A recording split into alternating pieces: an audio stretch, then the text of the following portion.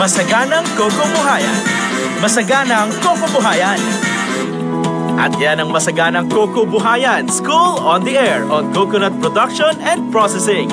Live sa inyong Radyo Eskwela. Ang programang ito ay handog sa inyo ng Department of Agriculture at Agricultural Training Institute. Narito na ang School on the Air on Coconut Production. Masaganang Kokobuhayan, Radyo Eskwela sa Pagniniyugan. Hatid sa inyo ng Agricultural Training Institute, Regional Training Center 12 at Philippine Coconut Authority. Matuto ng iba't ibang teknolohiya sa pagniniyugan para sa karagdagang kaalaman at karagdagang kita. School on the Air on Coconut Production. Masaganang Kokobuhayan, Radyo Eskwela sa Pagniniyugan. Magninyog ka ba? Gusto mo bang palaguin ang iyong negosyo? Sagot ka ng Masaganang Kokobuhayan, School on the Air on Coconut Production and Processing. Matuto ng tamang kaalaman at mga paraan sa pagtatanim, pangangalaga, pag-ani at pag-develop ng iba't ibang produktong hango sa niyog. Lumahok sa libreng pagsasanay on air. Handog sa inyo ng Radyo Eskwela, hatid ng Department of Agriculture at Agricultural Training Institute. Makinig na sa Masaganang Kokobuhayan, School on the Air on Coconut Production and Processing. O, huwag liliban ha, dapat laging present. Magnyunyog ka ba? Gusto mo bang palaguin ang iyong negosyo? Sagot ka ng Masaganang Kokobuhayan, School on the Air on Coconut Production and Processing. Matuto ng tamang kaalaman at mga paraan sa pagtatanim, pangangalaga, pag-ani at pag-develop ng iba't ibang produktong hango sa niyog. Lumahok sa libreng pagsasanay on air. Handog sa inyo ng Radyo Eskwela, hatid ng Department of Agriculture at Agricultural Training Institute. Makinig na sa Masaganang Kokobuhayan, School on the Air on Coconut Production and Processing. O, huwag liliban ha, dapat laging present. Magnyunyog ka ba? Gusto mo bang palaguin ang iyong negosyo? Sagot ka ng Masaganang Kokobuhayan, School on the Air on Coconut Production and Processing. Matuto ng tamang kaalaman at mga paraan sa pagtatanim, pangangalaga, pag-ani at pag-develop ng iba't ibang produktong hango sa niyog. Lumahok sa libreng pagsasanay on air. Handog sa inyo ng Radyo Eskwela, hatid ng Department of Agriculture at Agricultural Training Institute. Makinig na sa Masaganang Kokobuhayan, School on the Air on Coconut Production and Processing. O, huwag liliban ha, dapat laging present. Masaganang Kokobuhayan, School on the Air on Coconut Production and Processing.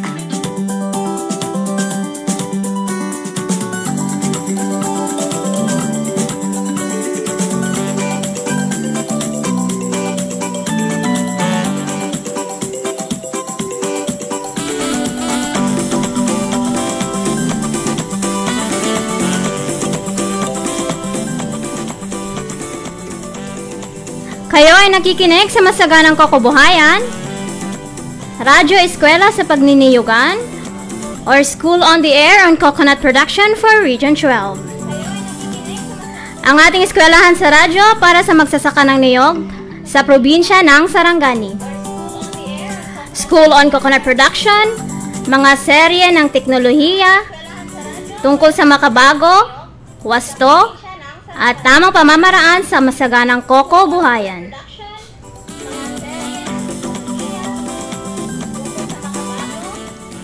Magandang umaga mga ka-agri-eskwela at mga bayani nating magsasaka ng Region 12. Isang masaganang pagbati po ang inihahatid namin sa inyo.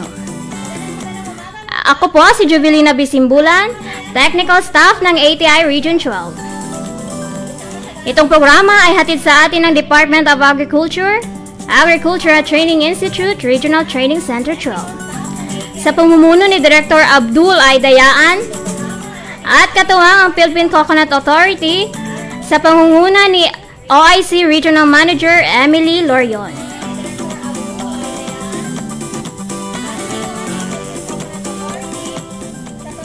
Katuwang din ang Province of Sarangani sa pangunguna ni Governor Rogelio Pacquiao at Provincial Agriculturist Engineer Agnes L. Du at City Agriculturist ng Jensan, Ma'am Merlinda Danasco. Kaya inaanyayahan namin ang lahat na makinig at matuto sa ating Agri-Eskwela.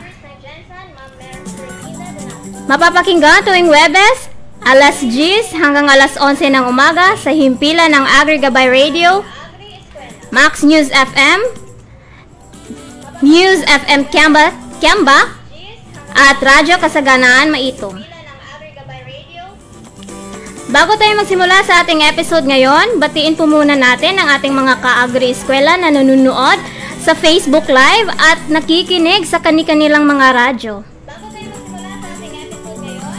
Para sa mga greetings at katanungan, maaaring mag-comment lamang po dito sa ating Facebook Live o mag-text sa ating text line 0969-0178-136. Again, 0969-0178-136.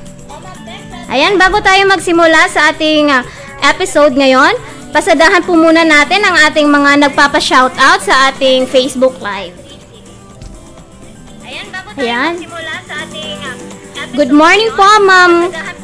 Ma'am, watching from Ants Academy. Pa-shoutout po sa aking mga schoolmates. Ayan, good morning po sa ating lahat. Good morning po, Ma'am. Ma'am Michelle Ruby, good morning po. She's watching right now from sa ATI Region 12. Good morning po. Ma'am Michelle Ruby, good morning po. She's watching right now. Ayan. Alam kong excited na ang ating mga kaniyog mula sa bayan ng Malungon, Alabel, Kiamba, Maitong, at Jensen na nakikinig sa kani-kanilang mga radyo.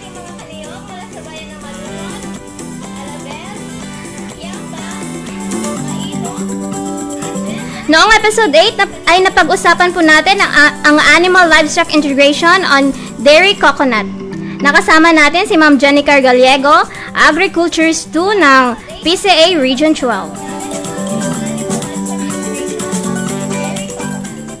Kaya ngayong araw ay simulan natin ang ating pag-aaral kasama si Ms. Eugene Villasista, Technical Staff ng ATI Region 12 para talakayin ang coconut processing technologies on food products. Magandang umaga, Ma'am Elgin. Batiin po muna natin ang ating mga tagapakinig. Magandang umaga po sa lahat na nakikinig at nanonood po sa ating FB Live.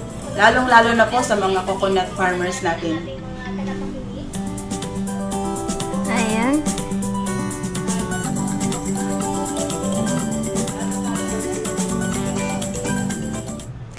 Ayan, Ma'am Elgin, wag na natin patagilin pa. Simulan na po natin ang ating programa.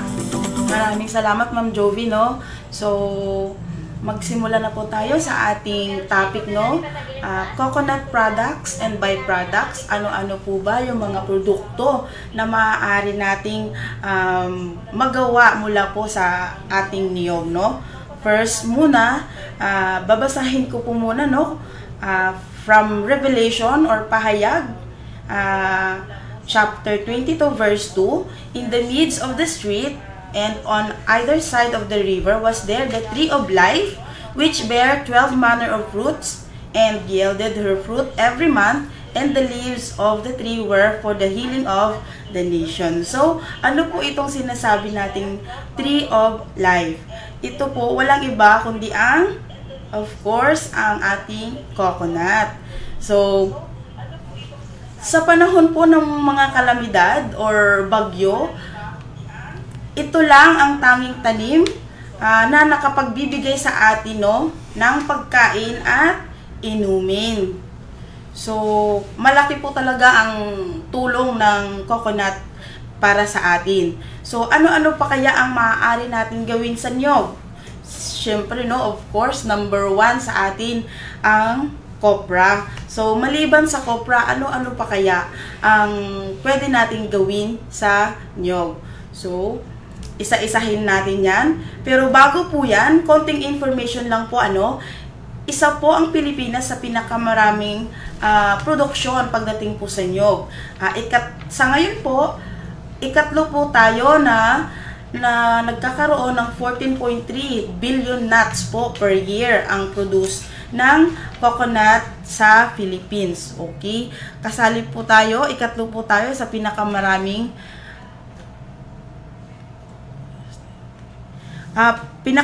produksyon ng coconut. Okay?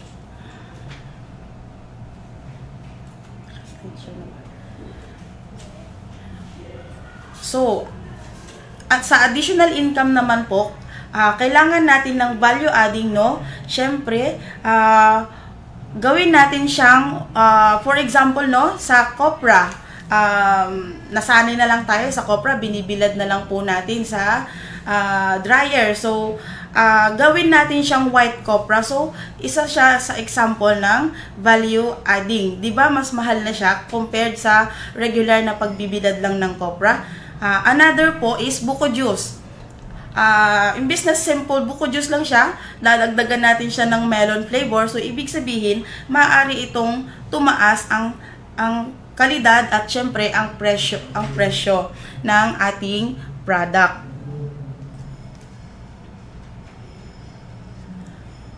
Shift 5. Shift 5.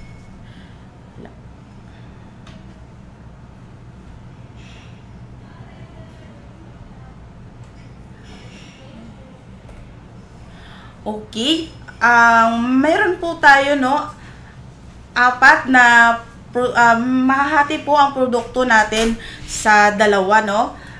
Meron po tayong non-food and syempre meron po tayong food products mula po sa ating coconut, no.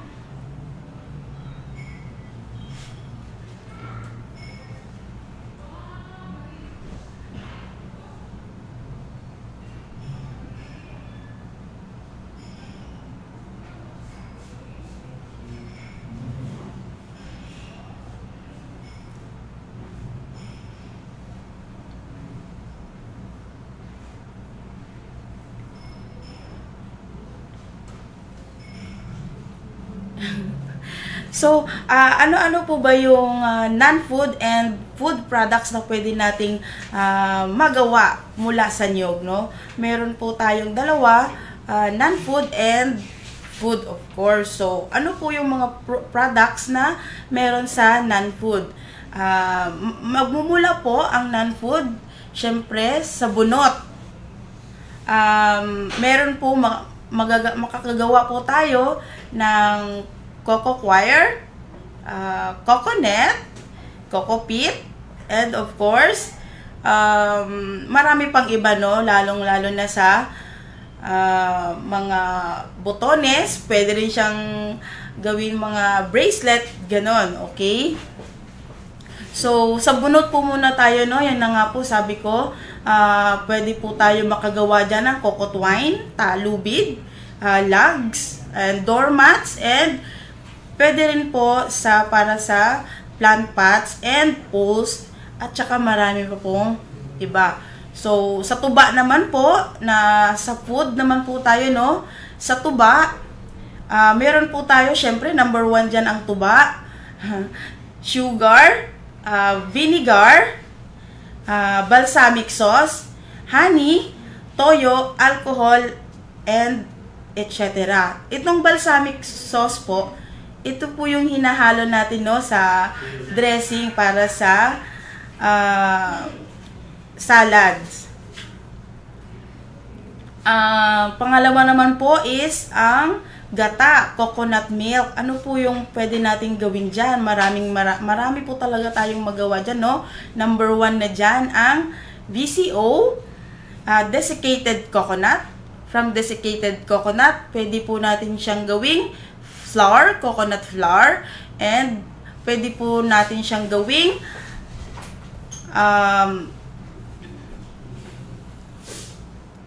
macarons, juice, vinegar, soy sauce, at marami pa pong iba. At sa coconut water naman po, meron po tayong tinatawag sa coconut water. Dalawa po yan sa mature coconut na nagmula po pag naggagawa tayo ng BCO, no? Or magkopra tayo, tinatapon na natin yung coconut water o tubig ng niyog. So, ano po ang mga product na pwede nating gawin dyan, no? Pwede natin siyang gawing suka and pwede pa rin natin siyang gawing cocoa water. At syempre, gamit ang value adding natin, no, magagamit natin ang cocoa water as extra income or additional income, lalong-lalo na no, sa atin na mga small farmers.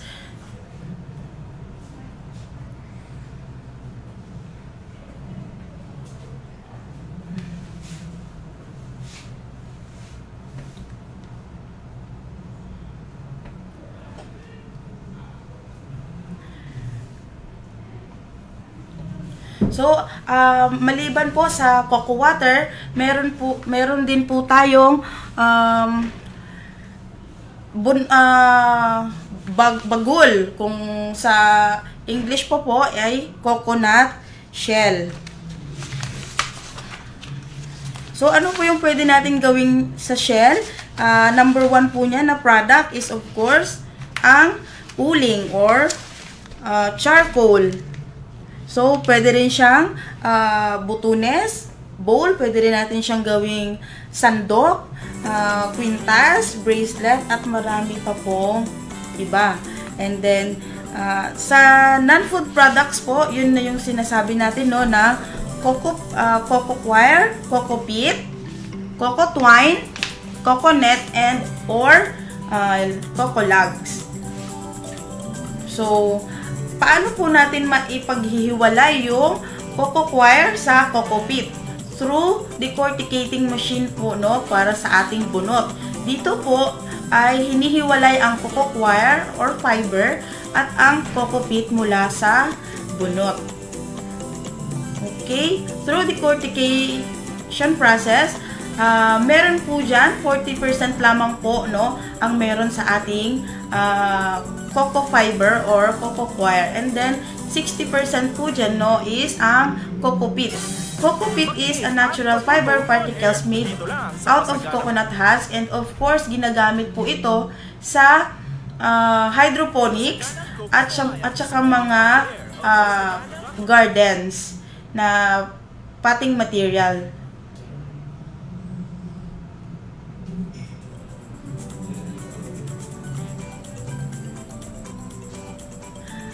Ang sunod naman po is ang lubid or cocoa twines. Yan, karagdagang income po para sa ating coconut farmers na pwede naman nilang gamitan ng twiner.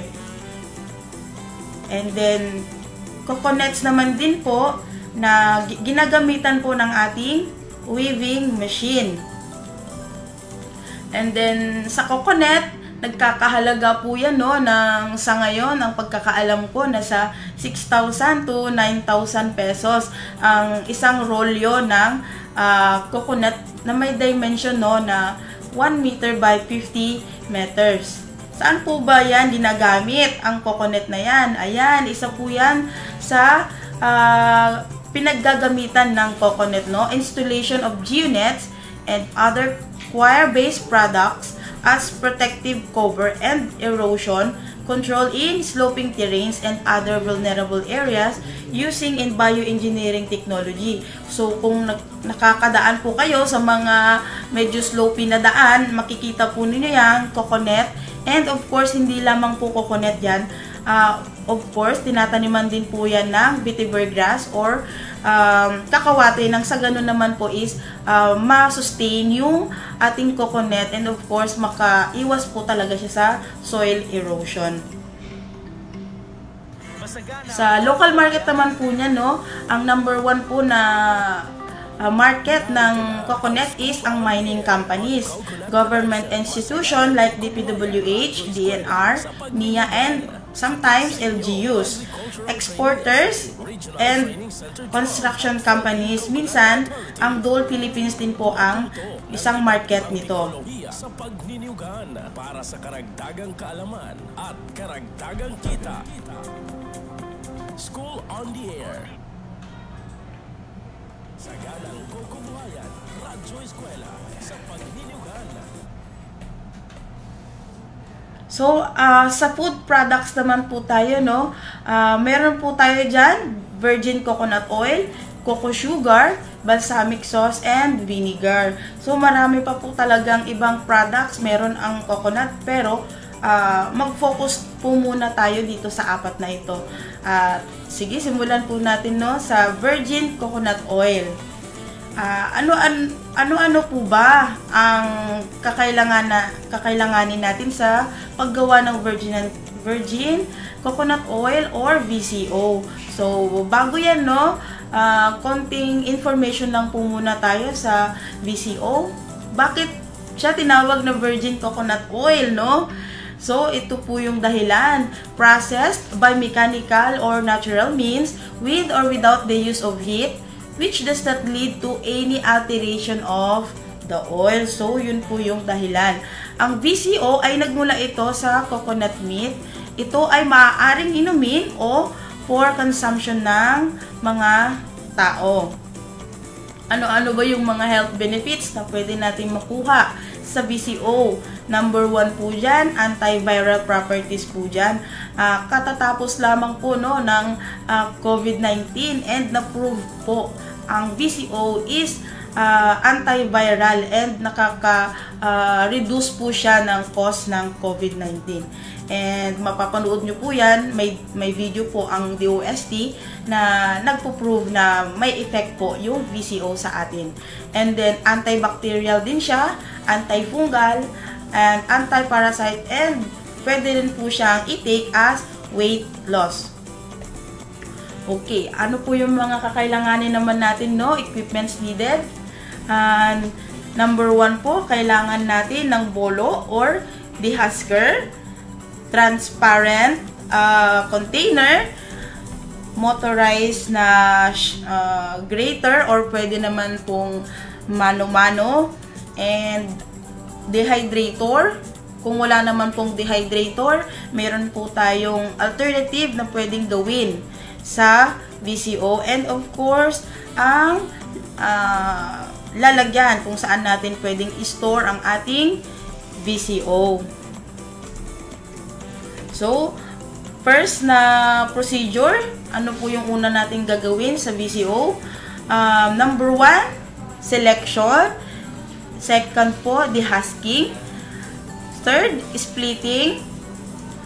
Fourth, grating or shredding. Coconut milk extraction. And then fermentation, filtration, and then drying, optional, gaya po ng sabi ko kanina. And then of course, ang packaging. So, number 1, sa selection po, kailangan po ang ating coconut ay nasa 11 to 12 months old. So, ayan po yung perfect at saka pinakamaraming oil na makokolekt sa ating VCO. Kapag more than na dyan, mag-reduce po ng nasa more than 10% ang ating harvest kapag nasa more than 13-month-old na coconut ang ating gagamitin. So, always prefer a coconut with more water than with less. Okay, bakit? Kasi kapag less water siya, no, ibig sabihin baka crack na yung coconut. So, ibig sabihin, magiging cause siya ng contamination sa ating VCO. And number 1 po pala sa paggawa ng VCO, dapat po naka-fully sanitize tayo and naka-PPE. Kung makikita nyo po sa picture, meron po silang hairnet and of course, face mask. Kung maaari, pagdating sa extraction mamaya ay meron tayong gloves. Okay, nakasunod po ba tayong lahat? Sige, sa pangalawang process naman po, no, kailangan po nating balatan gamit ang bolo or ang dehusker. Ayan. Sa splitting naman po, bago po yan biakin, kailangan po nating siguraduhin na malinis po yung ating kamay, no, sa gaya ng sabi ko kanina, dapat naka-hand gloves sana tayo, and dapat malinis yung ating nyog, at dapat before yan siya biakin ay nahugasan. Iwasan po pala natin na ang nyog ay meron ng tubo dahil maaaring mabawasan po yung ating harvest, and of course baka maging cause pa siya ng contamination. Pang-apat naman po na ating gagawin ay kayo din or i-grate natin ang ating nyog. Ayan, pwede pong mano-mano, pwede rin pong demotor yung ating gagamitin sa pagkayod. Okay? Ang panglima naman po ay milk extraction or ang pagpipiga. O yan, sabi ko pwede po siyang manual, pero dapat malinis ang ating kamay and sanitize hands. And mas maganda kung manual, lalaki po yung pipiga para mas marami pong mapiga galing sa ating extracted na desiccated coconut. And yan po, kung makita nyo sa picture, meron po tayo dyang coconut presser. Iba-iba po ang itsura niyan. Kung maaari, dapat ito ay gawa sa stainless para naman po ay mabawasan po yung or hindi makontaminate yung ating VCO. Okay? Sa fermentation naman po, no, meron tayong pwedeng gawin tatlong paraan.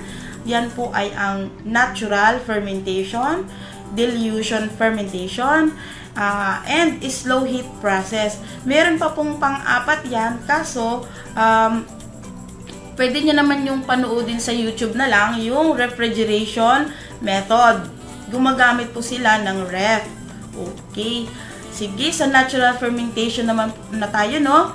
Unang-una po, pagkatapos ng unang piga, haluan ng cocoa water o tubig ng nyog na kaparehong dami ng napigang nyog. Okay? Yung first na piga, dapat kaparehong dami ang ihalo natin na tubig ng nyog. And then, ipagpatuloy ang piga sa pangalawa. Okay? Paghaluin ang una at pangalawang gata at haluin ng isang direksyon lamang po, no, para sa consistency niya. Okay?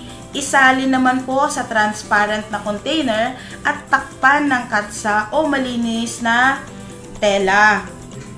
So, ilagay naman natin ito sa hindi nagagalaw na lugar ng bahay, 35 to 40 degrees Celsius. And after naman po ng 16 to 24 hours, ay makikita na natin na naghiwalay na ang VCO sa curd at tubig. And then, kolektahin naman po natin yan. Dahan-dahan nating scoop ang VCO at salain gamit ang oil filter o coffee filter paper. Kasi po, hindi natin maiwasan na mahaluan po yan ng curd ang ating VCO. So, at least, first filtration ay magiging pure po yung ating VCO, no? So, after nyan, patuyuin naman natin ang VCO gamit ang dehydrator. So, ang dehydrator dapat nasa 65 degrees Celsius sa 8 oras. Kung wala naman po ang dehydrator, lalong-lalo na sa mga coconut farmers natin na maliliit lang, is pwede naman po yung 10 watts na bumbilya sa 6 na oras lamang po, no? Ano po ba yung advantage o bakit natin kailangan i-dehydrate yung ating VCO? Para lang po ay mabawasan ang moisture content ng VCO, and of course, ma-store natin siya ng mas matagal. Kapag lumamig na po yung ating VCO, pwede naman na po natin yang ipack at pwede na nating mabenta.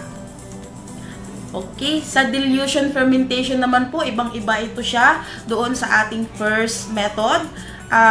Ito po ay naghahalo tayo, no, ng 400 ml sa kada 15 knots na maligamgam na tubig ang unang extraction at sukatin ang dami nito. Basis ito sa ihahalong tubig sa ikalawang extraction.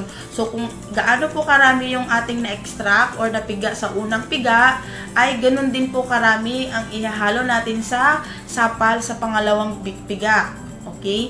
Ibuhos ang maligamgam na tubig sa sapal para sa ikalawang extraction o ikalawang pagpipiga at ihalo sa naunang gata. At saka haluin naman din po natin yan ng isang direksyon para nga po doon sa ating consistency.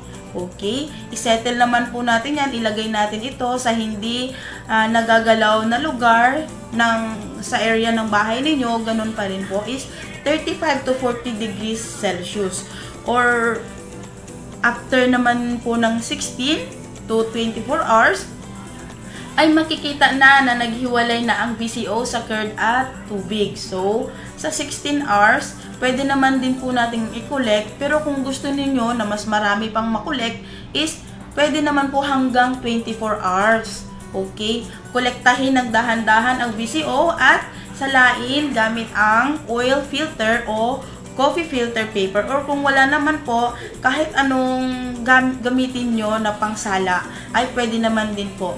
Isang nire-recommend po, pwede po kayong gumamit ng cotton or manipis na tissue paper.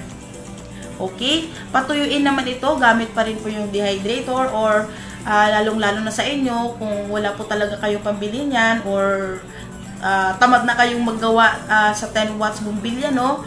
Pwede naman pong ipack yan, pero limited na lang po kasi yung months ng inyong BCO. So, nasa mga 3 months na lang yan. Pero kung dumaan po yan sa pagpapatuyo gamit ang ating dehydrator, pwede po yan siya 6 months up to 1 year ang kanyang life. Okay? After naman po yan, pwede na po tayong magbenta ng BCO. Actually, 13 to 15 nuts po, no, ay equivalent niyan. Kung maganda po yung process ninyo, ay makaka-harvest po kayo ng 1 liter na BCO. So, ang BCO ngayon, nagre-range yan siya ng sa 200 ml is 200 pesos din to 300 pesos. Depende po sa market. Okay? Okay, sa slow heat process naman po, no, the same lang din po yung process dito sa dilution fermentation, pero hindi na po natin siya i-ferment ng 16 to 24 hours. So, magre-range na lang po yan siya ng 4 na oras, maghihiwalay na po yung, bababa na po yung tubig niyan, at simulan na po natin i-collect yung puti sa taas, and then lulutuin po natin yan siya hanggang sa maging lutuin natin siya sa mahinang apoy lamang po hanggang sa makakolekta po tayo ng BCO. Ganun lamang po ang slow heat process. Hindi na po siya dadaan ng fermentation. Okay, sa filtration po, ayan, gumamit po sila ng ilang layer ng cheesecloth dyan. Ang resulta po niyan, mas maputi po yung inyong BCO kung mas maraming filtration ang kanyang dadaanan. Sa drying naman po, is required to ensure that all residual moisture, yung sabi ko kanina, mag-prolong ang shelf life ng ating BCO, no? Oil drying temperatures should not exceed 65 degrees Celsius. Otherwise, that will result in slight yellow, or yun nga, ma-overcook siya. So, magiging class B na po yung ating BCO. And then, doon pala po sa curd na makolekt natin, pwede po natin yun siyang iluto sa slow heat method, and not for consumption, but pwede po natin siyang gawing pangpahid sa mga sugat. Mabisa po siyang pangpahid sa sugat at panggamot sa mga sugat po natin. So, hindi po siya masasayang. Okay? Sa packaging naman po natin, no, mas prefer po dapat glass yung ating packaging, kasi mas mataas po yung shelf life niyan compared po doon sa ating plastic bottle. Okay? So, sa cocoa sugar naman po tayo, mag-umpisa po tayo, no, dito sa ang coconut sugar ay nagmula sa, of course, sa tuba. Pero hindi lamang po tuba, marami po tayo. Very critical po kasi ang cocoa sugar production. Okay? Sa 8 liters po ng tuba ay makaka-harvest po tayo dyan average of 1 kilogram of cocoa sugar. Ginagamit po ito as traditional sweetener, o hanggang ngayon ginagamit po natin yan as pang sugar sa ating coffee and kahit ano pong mga luto, no? And number 1 po yan, no, sa mga with diabetes, yan po yung sugar na ginagamit nila. So, it can be used as 1:1 sugar substitute for coffee, tea, baking, and of course sa cooking. So, ang pH naman po niyan ay kailangan nasa more than 5.6, no, para maging cocoa sugar siya. Pero kapag ka below 5.6, no, hindi po tayo makakagawa ng cocoa sugar because ay magiging latik po yan siya. Kasi mataas na po ang kanyang mababa na po yung kanyang pH meter. Okay, sa pag-produce naman po ng cocoa sugar, nasa 3 to 4 hours po yung ating pagluluto.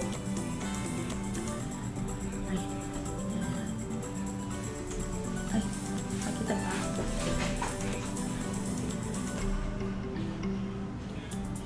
Okay, mag-umpisa po muna tayo, no, sa pag-collect ng bulaklak ng niyog, no, pag-collect ng tuba. So, sa ating mga mananggiti dyan, or mga magtutuba, alam na alam nila yan, no, kung paano ang proseso ng pagtutuba. So, unang-una, piliin ang mga puno na may magandang bulaklak na hindi pa bumubuka at lagyan ng tanda. Siyempre, dapat natin yang linisan para ihanda sa pagtutuba. Okay?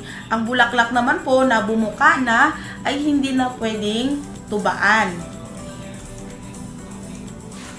So, ang bulaklak na hindi pa bumubuka ay unti-unting hinihila, payuko upang magkaroon ng tuloy-tuloy na daloy ng kanyang tuba o katas. Ito ay tinatalian ng pababa upang dahan-dahang mapababa at inaalis ang nakapalibot na ginit upang malinis ang tuba na dadaloy mula sa bulaklak. Ang bulaklak na napili ay hinihiwa unti-unti na may sukat na 6 mm para sa pagdaloy ng tuba. Ito ay nilalagay ng pangsahod na pwedeng bilog na kawayan o pwede rin naman din pong plastic. So, itinatali sa parting hiniwaan upang makuha ang dadaloy na tuba. Okay, ayan, pwede po tayong gumamit ng kawayan at plastic na galon. Ang mga lagayang tuba ay dapat yan, number 1, no, malinis. Sa bawat koleksyon ng tuba, ito ay dapat nililinis ng mabuti bago gamitin. Ang tuba ay kinolekta mula sa pangsahod na ginamit, yun nga po, kawayan or plastic. Bago mag-5 oras mula nang ang bulaklak ay hiniwaan upang dumaloy ang katas ng tuba. For example, nag-slice or naghiwa kayo ng alas 4 ng madaling araw, after 5 hours ay pwede mo nang ikolekta ang inyong tuba. Okay? Ang sariwang tuba na kinolekta mula sa bulaklak ay maingat na sinasala at isasalin sa malinis na lagayan. Ang kinolektang tuba ay hindi dapat magtagal ng hihigit sa 3 oras na hindi pinakukuluan o inilalagay sa refrigerator upang maiwasan ang pag-asim dahil tataas po ang kanyang pH meter. Ang tuba ay pwedeng pakuluan o ilagay sa ref upang hindi ito umasim or mag-ferment. Kung ang tuba ay umasim na, hindi na ito pwedeng maging asukal. Kundi pwede na siyang gawing suka. Hindi dapat bababa sa pH 7 ang tuba na gagamitin sa paggawa ng asukal at ito ay dapat maging malinis bago ito iluto at gawing asukal. So, ang process naman po ng pagluto ng cocoa sugar, no? Ang paggawa ng asukal ay kailangan ang pugon na lutuan or pwede naman din pong kahoy kung ano pong available sa bahay natin. Ang tuba ay sinasala upang masiguro na ito ay malinis, of course. Gumamit ng kawa sa pagluluto at magluto dapat malinis sa katawan at sa mga gamit. Okay, number 1, syempre pakuluan ito sa malakas na temperatura hanggang ito ay lumapot. Ayan, haluin ng haluin ang tuba gamit ang panghalo na yari sa kahoy. Kapag malapot na ang tuba, kailangan ang walang tigil na paghalo upang hindi ito masunog sa ilalim. Okay. Kapag ang tuba ay nagiging malapot at madikit na, ito ay alisin sa apoy upang mabago ang temperature. Ang pagbabago ng temperatura ay importante upang maging asukal ang malapot na tuba. Okay, patuloy na haluin ang malapot at nabubuo ng parang asukal upang bigyang daang ang hangin na pumasok at syempre unti-unting magbabago na mag-form na siya na coconut sugar na siya. Okay, kapag nabuo na ito, ito ay dinudurog sa pamamagitan ng stainless na panghalo at ibinabalik sa pugon na may mababang temperature. Para saan po? Bakit siya ibabalik? Syempre, para naman po mabawasan pa ang kanyang moisture content. Okay? Ang asukal ay pinalalamig at saka ito ay inilalagay sa plastic paghanda na para ibenta ang produkto at pagkakitaan. Yun lamang po no, yung sa ating coco sugar. In-insert ko lang po itong balsamic sauce, no? Para saan ba itong balsamic sauce na to? Maganda po kasi ito na dinedress sa mga salads, okay? Okay, first, kailangan po natin magpakulo ng 8 litrong coco sap at pakuluin hanggang maging 2 litro na lamang ito. So, pagkatapos nyan, haluan po natin siya ng 2 litrong coco vinegar.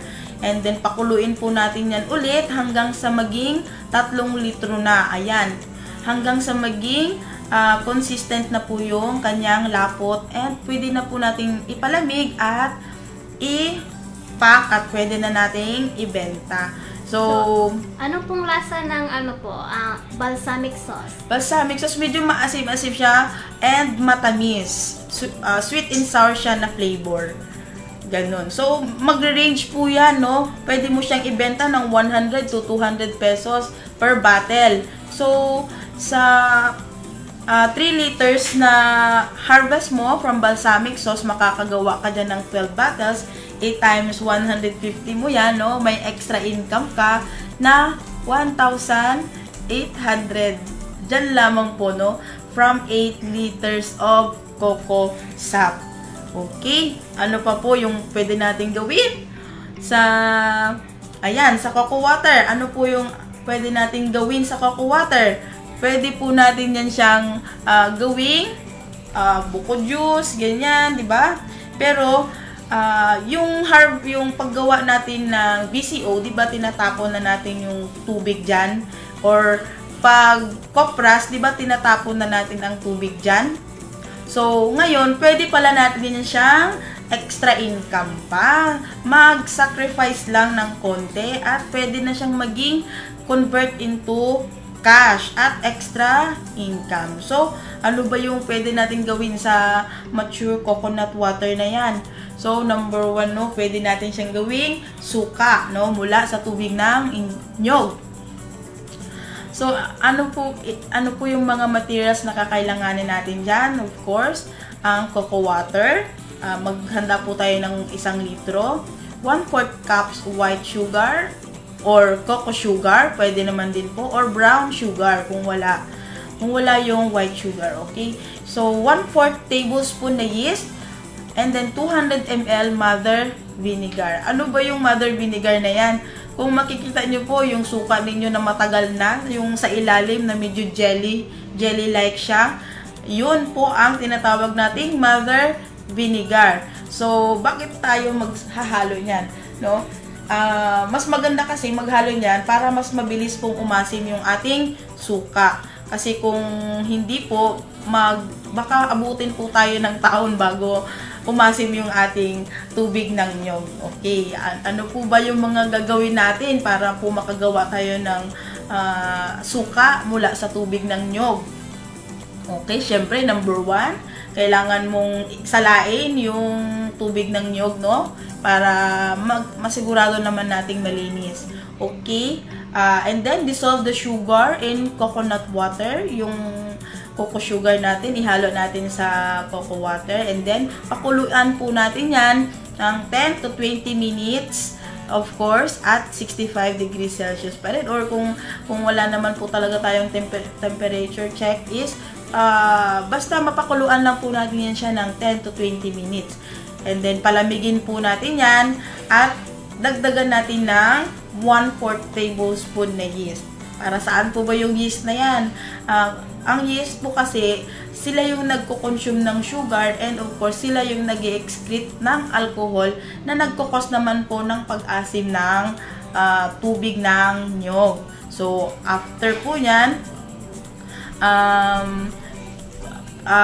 i-ferment po natin siya ng 7 to 10 days. At 7 days, pwede na po natin yan siyang ihiwalay yung mga residues sa ilalim at pakuluan po natin ulit ng nasa 20 minutes.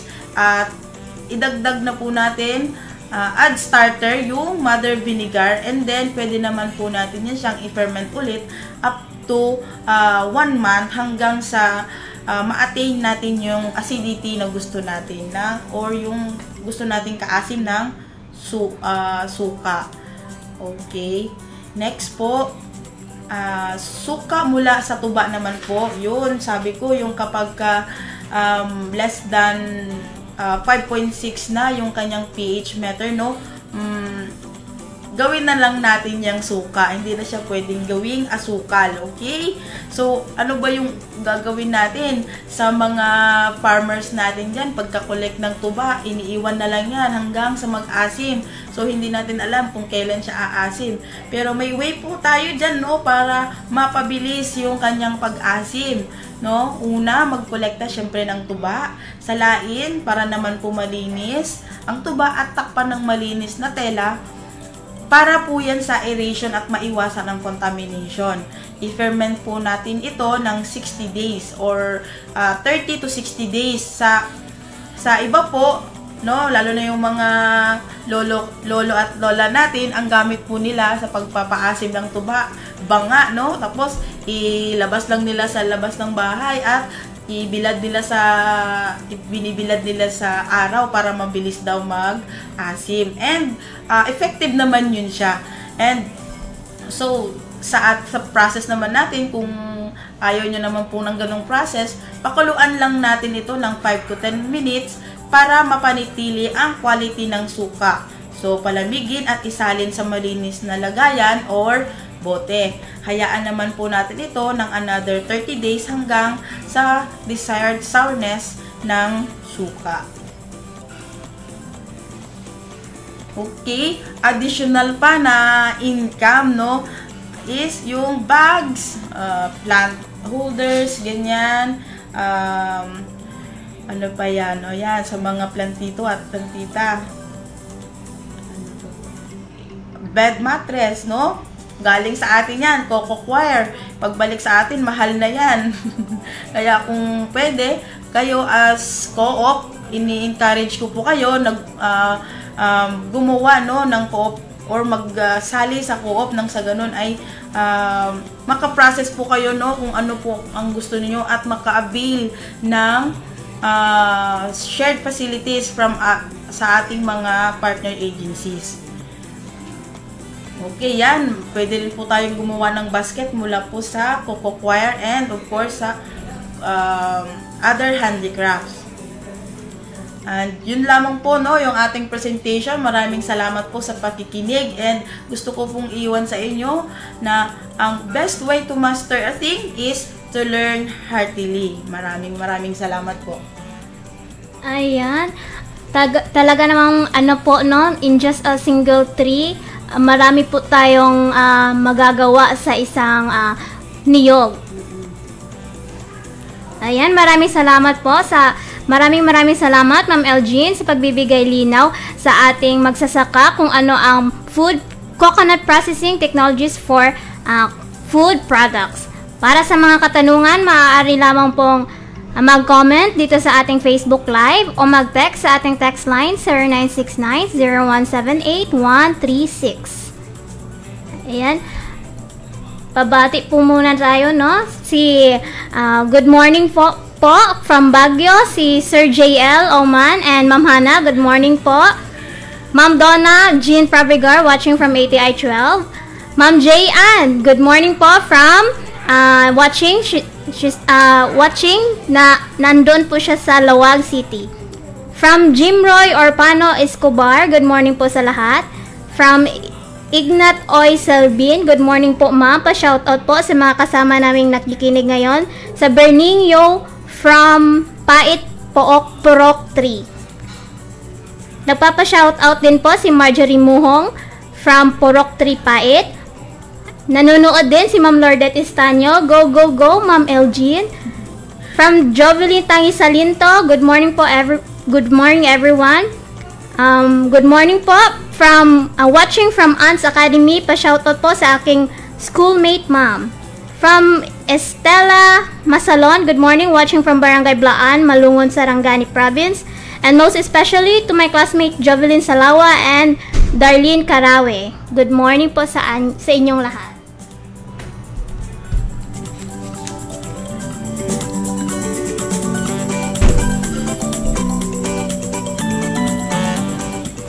Maraming salamat sa ating resource person ngayong araw. Maraming salamat Ma'am Elgin sa pagpapaunlak sa ating episode 9. Ano po ang mensahe natin sa ating mga SOA enrollees? Ayan, unang-una po nagpapasalamat po ako sa lahat ng ating SOA sa FIDP sa pagkikinig. Sana po ay tuloy-tuloy lang po tayo sa coconut farming and wag po tayo mawala ng pag-asa, tiwala lang po sa kanya. And of course, sana ay may kunti rin po kayong natutunan sa episode na to. Maraming salamat and patuloy lang po sa pag-aaral at matuto.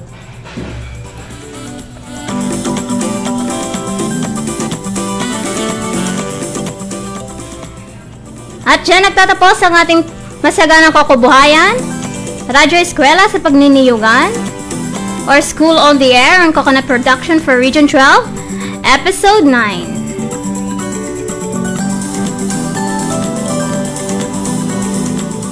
Paki-like and follow ang ating social media accounts Facebook, ang Agricultural Training Institute Region 12, PCA Region 12, sa ating Instagram at Twitter, at ATI RTC 12.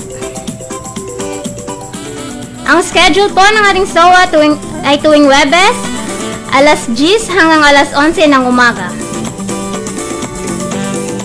Maraming salamat sa ating SOA Provincial Coordinator, Sir Paul Benevic Berhes, at Municipal Coordinators at City Coordinators. Maraming salamat din sa ating napaka-supportive na city at municipal agriculturists ng Jensan at Sarangani. Paalala din po na napasubmit sa ating SOA forms katulad ng enrollment form, participant registration form, pre-test, at sizes sa ating mga municipal coordinators.